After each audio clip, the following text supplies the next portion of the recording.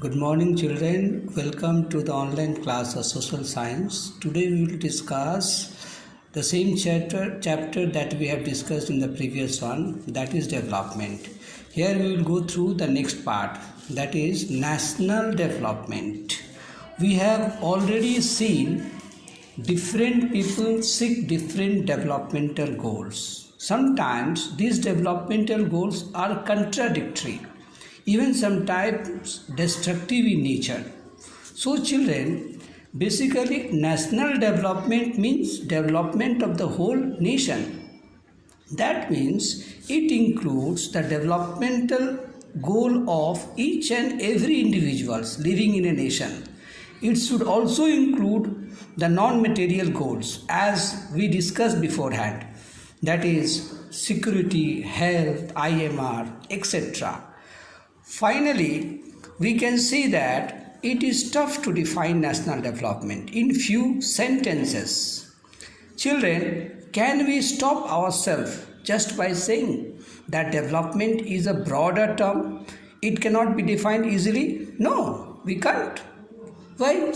Because we find people telling that USA is a developed country, India is a developing country, whereas Nigeria is an underdeveloped country.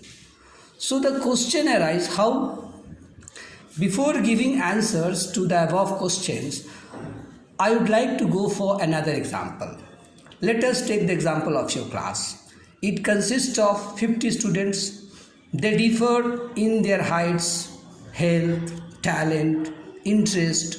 Some are good in study, some are good in games, some are good in art and craft. We will also find that one who is good in study may not be good in game, and one who is good in health may not be good in study.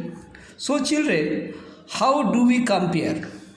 You might have observed that your teacher used different criteria for different purpose, like for making a sport team, debate team, art and craft team, music team, or picnic team.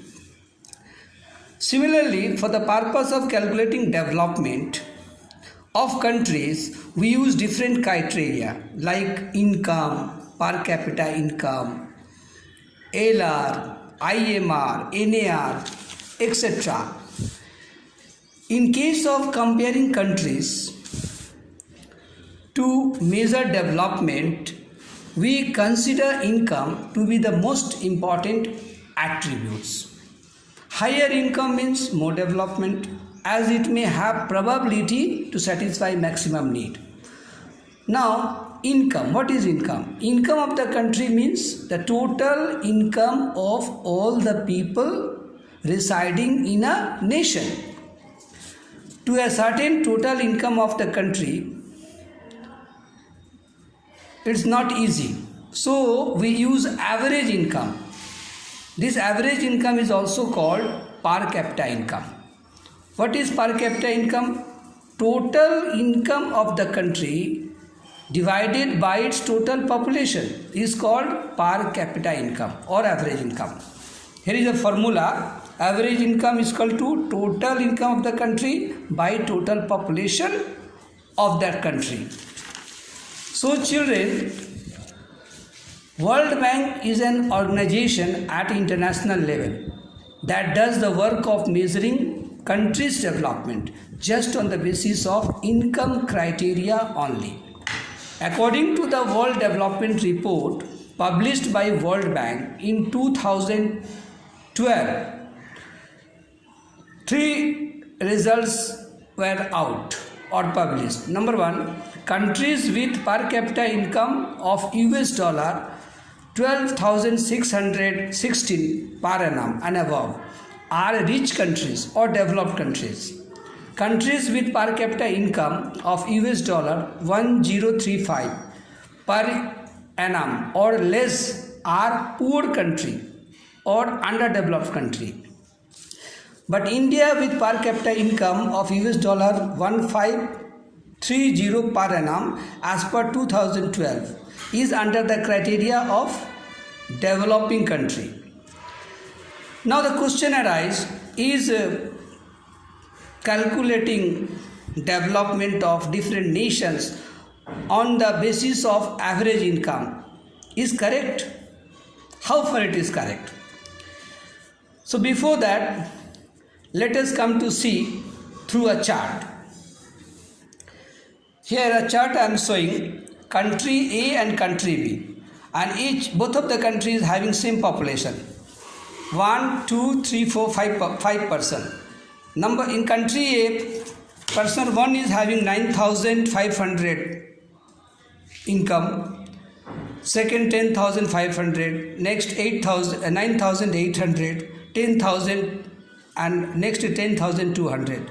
Total income of the country, if you add up, you will get it 50,000. And now divide 50,000 by 5, then you will get 10,000. This is per capita income. Similarly, in country B, first person is having 500 income, second person is having 500, third is having 500, and fourth is also having same 500 income, whereas the fifth one is having 48,000. Now the total income of the country is also 50,000 divided by 5, then you will get per capita income 10,000.